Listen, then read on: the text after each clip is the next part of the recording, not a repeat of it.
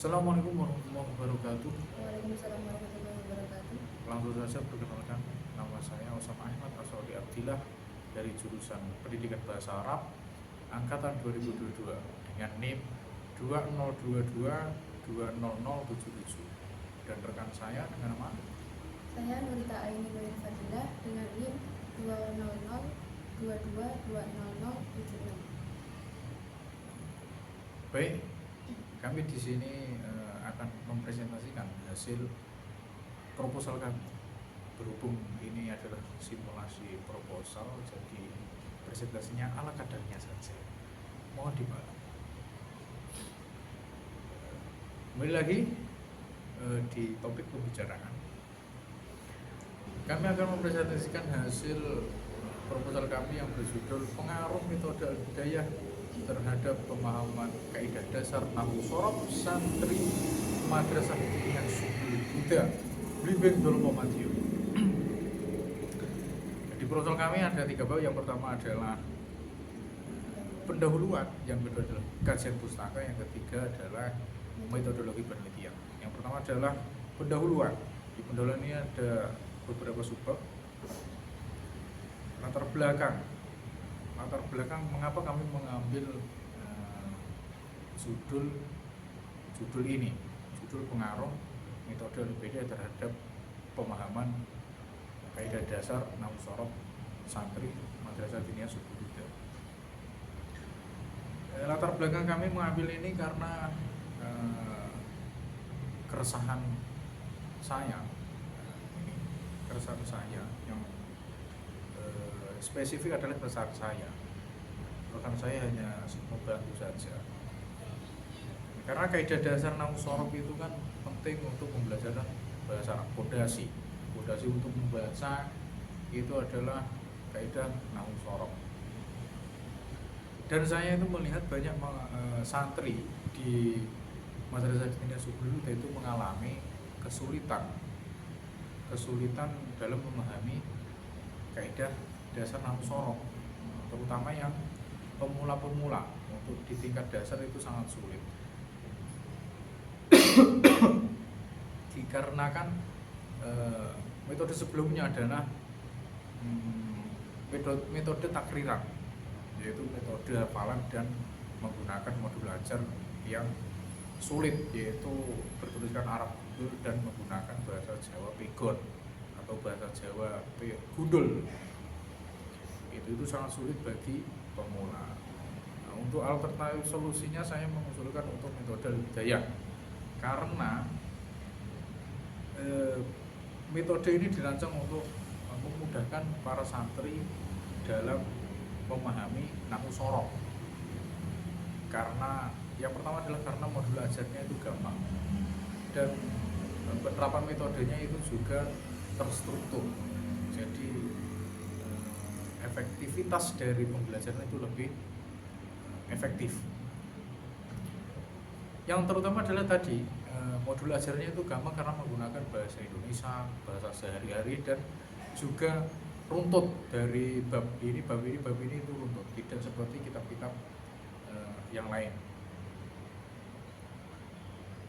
Untuk identifikasi masalah, yang pertama adalah tingkat pemahaman santri terhadap kaidah dasar nahwu shorof yang rendah. Yang kedua adalah metode pengajaran yang kurang efektif dalam menyampaikan materi. Yang ketiga, kurangnya variasi dalam pendekatan pengajaran yang digunakan.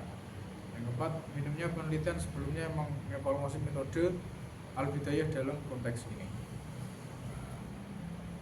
Dan yang ketiga adalah batasan masalah. Kami peneliti ini membatasi penelitian ini dalam lingkup hanya pemahaman kaidah dasar nahwu shorof saja di santri madrasah Subul Huda. Jadi hanya membatasi dalam lingkup kaidah dasar nahwu shorof saja. Dan itu kami bagi dalam poin-poin. Yang pertama adalah lingkup materi, yang kedua subjek penelitian, metode pengajaran, kriteria evaluasi, dan durasi penelitian. Dan untuk rumusan masalah, kami meneliti hanya menggunakan satu rumusan masalah, yaitu bagaimana pengaruh metode Al-Bidayah terhadap pemahaman kaidah dasar nahwu sorof pada santri di madrasah diniyah Subul Huda. Dan tujuan penelitian untuk menjawab rumusan masalah tadi yaitu mengetahui pengaruh metode Al-Bidayah terhadap pemahaman kaidah dasar nahwu sorof santri madrasah diniyah Subul Huda. Dan untuk manfaat penelitian, dari penelitian ini terbagi menjadi dua aspek, yaitu dari secara teoritis dan praktis. Yang manfaat teoritis, penelitian ini diharapkan dapat memperkaya kajian teori tentang metode pengajaran bahasa Arab, khususnya terkait dengan pengajaran nahwu sorof. Selain itu, penelitian ini akan memberikan kontribusi terhadap pengembangan metode pengajaran yang lebih efektif di bidang pembelajaran bahasa Arab. Yang kedua adalah manfaat praktis, yaitu yang pertama bagi pengajar itu memberikan referensi bagi guru dan pengajar di madrasah diniyah Subul Huda mengenai metode pengajaran yang akan digunakan atau yang lebih efektif daripada metode yang sebelumnya, yaitu takriran. Yang kedua adalah bagi lembaga pendidikan, memberikan masukan bagi lembaga pendidikan dalam mengembangkan kurikulum dan strategi pembelajaran yang sesuai untuk meningkatkan kompetensi siswa dalam berbahasa Arab. Yang ketiga bagi santri, membantu santri dalam meningkatkan pemahaman terhadap nahwu sorof, kaidah nahwu sorof terutama yang dasar, dan membantu untuk memudahkan belajar mandiri karena tadi modul ajar yang gampang. Yang keempat bagi peneliti akan mendapatkan pemahaman yang lebih mendalam mengenai efektivitas metode Al-Bidayah dalam pembelajaran nahwu sorof. Yang lanjut untuk yang bab kedua adalah kajian pustaka. Nah, kami peneliti di sini menggunakan teori, yang pertama kajian teori menggunakan teori. Yang pertama adalah teori metode Al-Bidayah. Ini grand teorinya saja. Yang pertama adalah metode Al-Bidayah. Yang kedua adalah pemahaman. Yang ketiga adalah nahwu sorof, kaidah nahwu sorof. Yang pertama adalah metode Al-Bidayah. Metode Al-Bidayah itu adalah suatu metode pembelajaran gramatikal bahasa Arab yang diterapkan di pondok pesantren Al-Bidayah yang berada di Kecamatan Kaliwates, Kabupaten Jember. Metode ini cenderung berbeda dengan metode pembelajaran bahasa Arab lainnya karena hasil inovasi langsung dari Dr. Abdul Haris, pengasuh pesantren tersebut.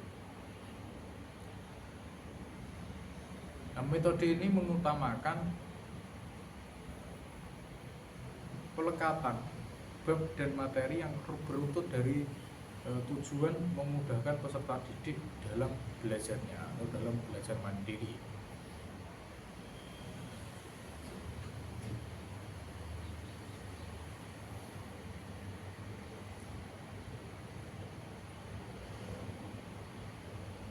Yang kedua adalah pemahaman. Definisi pemahaman menurut Sierpinska adalah proses mental di mana seseorang menghubungkan suatu objek atau tanda dengan objek lain atau makna dengan tujuan membentuk pengertian atau pengetahuan tentang suatu konsep atau informasi. Dan menurut Benjamin S. Bloom yang dikutip oleh Anas Sujono, pemahaman dapat didefinisikan sebagai sebagai kemampuan seseorang untuk mengintegrasikan, menginterpretasikan atau memahami suatu setelah informasi tersebut telah dikenali dan tersimpan dalam ingatannya.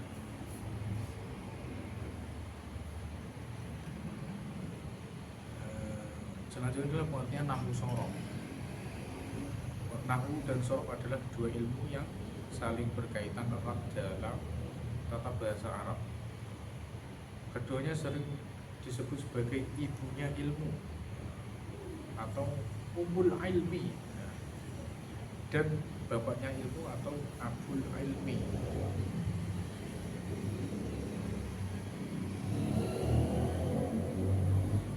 Nahwu itu adalah ilmu yang membahas perubahan yang terjadi di dalam kata atau antar kata dalam sebuah kalimat bahasa Arab.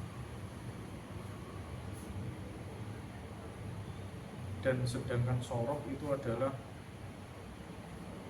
ilmu bagian dari nahwu, tetapi berbeda konteks dari nahwu. Sorof itu khusus pada pembentukan kata dan perubahannya, baik itu karena perubahan penambahan atau pengurangan.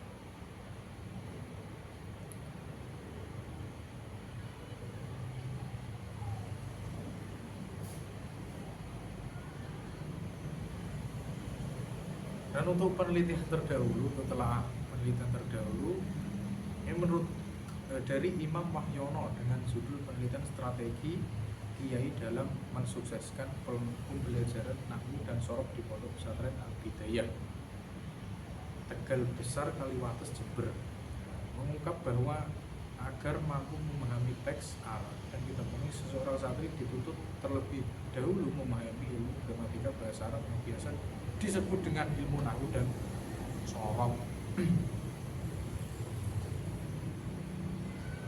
Dan penelitian lainnya adalah dari Farhan Zaki Audani, Fatma Fauziah, dan Vina Rizkina Mardotillah dengan judul penelitian pembelajaran bahasa Arab dengan metode Al-Bidayah di Pondok Pesantren Al-Bidayah Jember. Penelitian ini berfokus pada strategi dan metode pembelajaran yang merupakan salah satu unsur sangat penting dalam kegiatan pembelajaran bahasa Arab.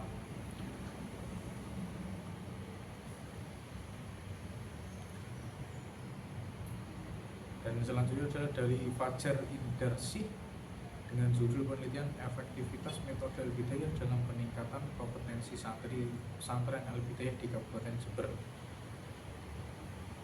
Penelitian ini mengenai efektivitas metode Al-Bidayah pesantren Al-Bidayah dalam penguatan kompetensi santri terbukti berhasil. Dan yang ketiga adalah kerangka pikir. Berdasarkan kajian teori di atas, telah penelitian pembelajaran kaidah nahwu sorof di Madrasah Diniah Subuh, khususnya kelas 2, ya, tingkat pula cenderung sulit untuk memahami atau belajar tentang namanya nahwu sorof, dikarenakan metode yang digunakan adalah metode takriran tadi yang sudah saya singgung dalam identifikasi masalah di atas tadi, yaitu menggunakan metode takriran atau hafalan, dan modul ajarnya itu menggunakan Arab Gundul serta bahasa Jawa Pegon. Itu menyulitkan untuk siswa dalam belajar mandiri. Setelah keluar dari kelas itu sulit untuk belajar mandiri karena yaitu tadi modul ajar yang sulit dan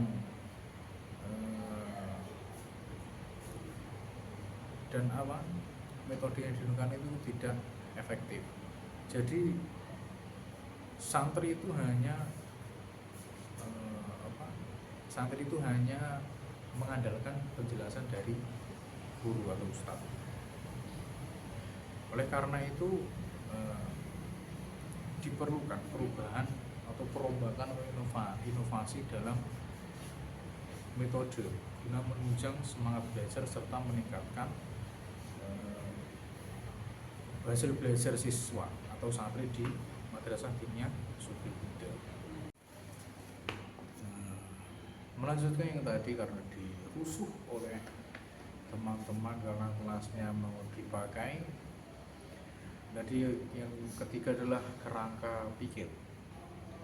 Berdasarkan kajian teori dan telah penelitian, pembelajaran kaidah dasar nahwu sorof di madrasah diniyah Subulhuda itu cenderung sulit, khususnya di kelas 2 tingkat ula.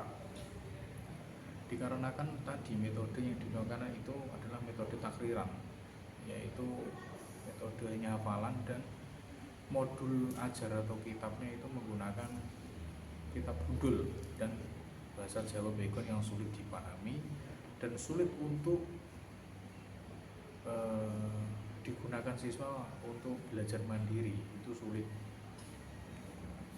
Oleh karena itu diperlukan perombakan atau perubahan atau inovasi dalam metode yang digunakan.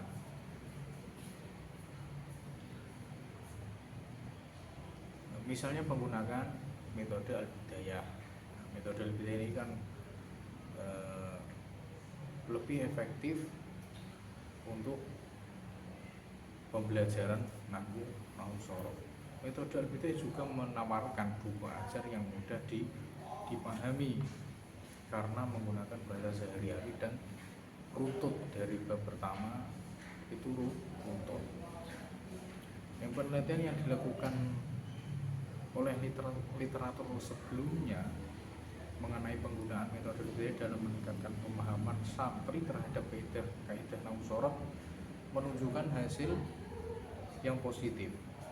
Metode al-bidayah efektif meningkatkan pemahaman kaidah dasar nahwu sorof bagi santri serta respon positif santri terhadap buku ajar metode al-bidayah yang mudah untuk dipelajari dan dipahami secara mandiri tanpa harus menunggu penjelasan dari guru atau ustadz. Dalam hal ini peneliti tertarik untuk melakukan penelitian dalam mengeksplorasi pengaruh penggunaan metode al-bidayah terhadap pemahaman kaidah dasar nahwu sorof di madrasah diniyah Subulhuda. Penelitian ini menggunakan metode al-bidayah sebagai bentuk inovasi dari metode takriran yang sebelumnya yang berfokus pada hafalan dan kitab gundul.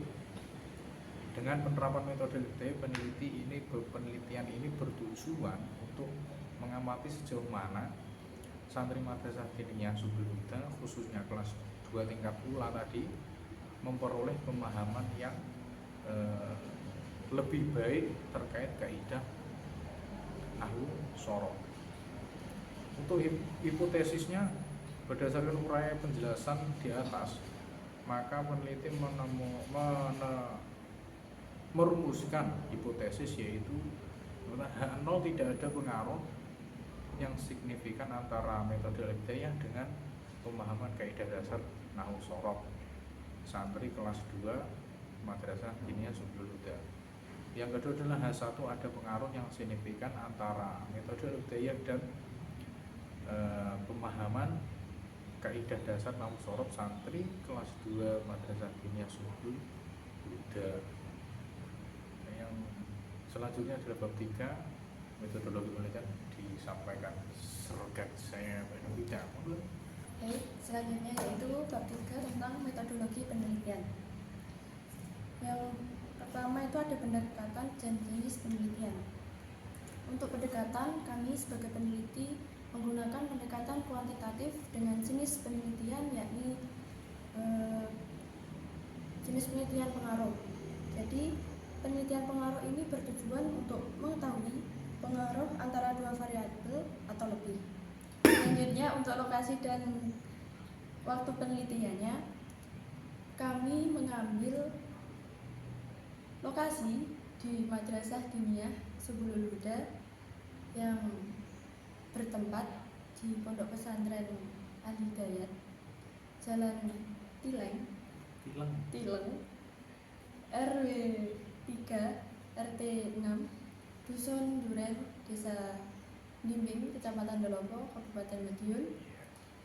Dengan waktu penelitiannya itu selama 1 semester tahun ajaran 2024-2025 semester ganjil.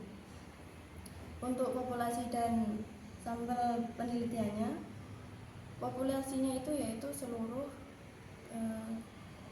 santri di Madrasah Diniyah Subul Huda dengan sampelnya sejumlah 25 santri dari kelas 2 tingkat ula Madrasah Diniyah Subul Huda. Untuk definisi operasional dan variabel penelitian, peneliti mengambil definisi berdasarkan para ahli yang diacu, yang dijadikan dasar teori oleh peneliti yang kemudian dikeot dengan tambahan parafrase yang disesuaikan dengan aktual di lapangan atau kondisi aktual yang berada di lapangan. Untuk variabelnya, sebagaimana yang telah dijelaskan di bab 2 tadi, ada metode al-bidayah, strategi pembelajaran al-bidayah, pemahaman nahwu shorof, dan faktor-faktor yang mempengaruhi pemahaman dasar nahwu shorof bagi santri. Selanjutnya ada teknik dan instrumen pengumpulan data. Jadi kami sebagai peneliti menggunakan teknik dan instrumen penelitian berupa tes, observasi, dan wawancara. Jadi tes ini kami gunakan untuk mengetahui seberapa efektif pembelajaran berdasarkan metode al-bidayah ini sebelum diadakannya metode tersebut dan setelah diadakannya metode tersebut, apakah santri itu lebih paham terhadap kaidah dasar nahwu shorof.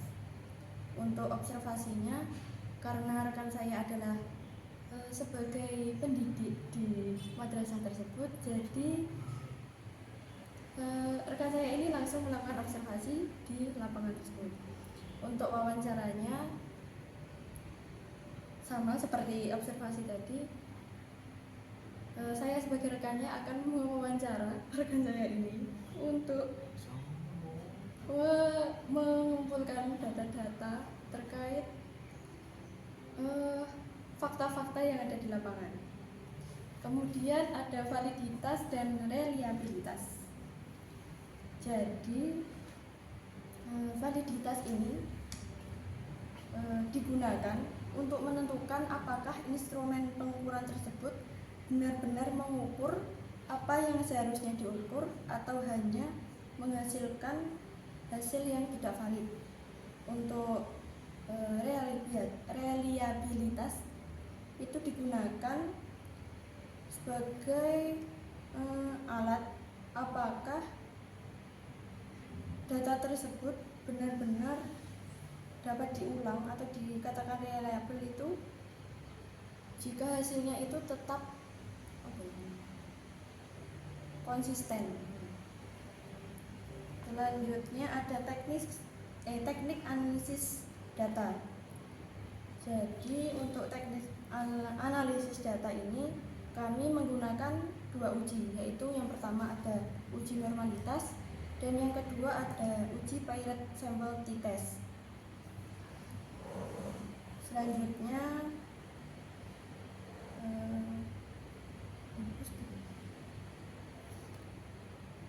mungkin hanya itu dari kami. Selebihnya akan dilanjutkan oleh rekan saya. Sudah selesai. Yang terakhir ucapan dari kami itu mohon maaf sebesar-besarnya